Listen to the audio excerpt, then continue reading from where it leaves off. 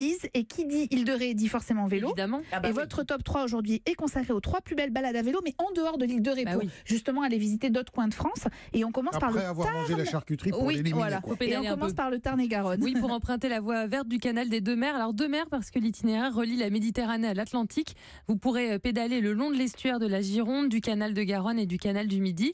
Alors oui, ça fait quand même 800 km, mais vous pouvez évidemment parcourir qu'un ou plusieurs tronçons de cette voie. Je vais vous donner les 3 plus belles balades. Une balade à 800 bornes. Tu veux les tuer, toi? Alors sur votre trajet, il y aura le phare de Cordouan, il y aura Moissac et son abbaye, Agen et son pont canal qui enjambe le Tarn, l'abbaye de Belle-Perche ou encore des vignobles, parce que je pense toujours à Olivier quand je prépare mon petit classement. C'est bien pour s'arrêter, pour reprendre des forces. Exactement. Des parcours sont adaptés pour les familles. Il y a une voie de 55 km aménagée sur une ancienne voie de chemin de fer entre La Trenne près de Bordeaux et Sauveterre de Guyenne. Vous traversez la vallée de la Pimpine avant de remonter sur Créon pour serpenter à travers les coteaux, les bois, les champs et enfin rejoindre Sauveterre de Guyenne au cœur du vignoble, encore une fois. Autre tronçon plus bucolique encore, 24 km 5 entre Narbonne et Port-la-Nouvelle, le long du canal de la Robine. Et là, vous pédalez entre ciel et mer au milieu des grands étangs. Alors, on va poursuivre notre balade à vélo en Alsace. Sur la Pendant que j'ai des gâteaux qui passent sous mon nez, exactement. Alors, on poursuit notre balade en Alsace donc sur la piste des Forts, un itinéraire cyclable franco-allemand de 85 km qui associe patrimoine et nature.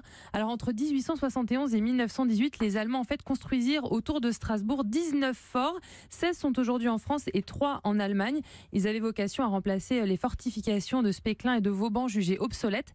Avec le temps, la végétation a recouvert la plupart de ces édifices, donc c'est très beau. Cette balade à vélo vous permet de longer des canaux, de franchir le Rhin, de vous rafraîchir dans les forêts de marronniers et de noyers.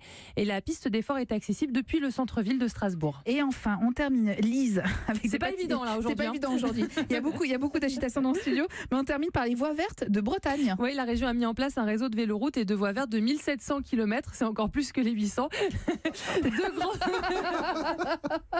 1700 km, Valérie Damido. Valérie est en train de s'étouffer avec de l'eau.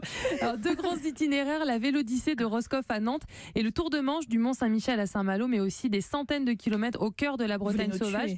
Alors non, je vous ai choisi du coup des voies un peu plus courtes. Empruntez par exemple la voie 2 entre Saint-Malo et Rennes, c'est une centaine de kilomètres. Dans la journée. En 3 étapes. C'est facile, 3 étapes. 41 km. D'abord entre Dinard et Évran, vous passez par la cité médiévale de Dinan avant de rejoindre le chemin de halage du canal d'Ille-et-Rance. Puis 34 km entre Évran et Montreuil-sur-Île. Sur le chemin, vous découvrirez le très beau site des 11 écluses, c'est à Édé. Et enfin de Montreuil-sur-Île à Rennes, de 32,4 km en passant par différents villages et en profitant du cadre agréable du canal d'Ille-et-Rance. Une piste cyclable qui longe le canal permet de gagner même le centre-ville de Rennes.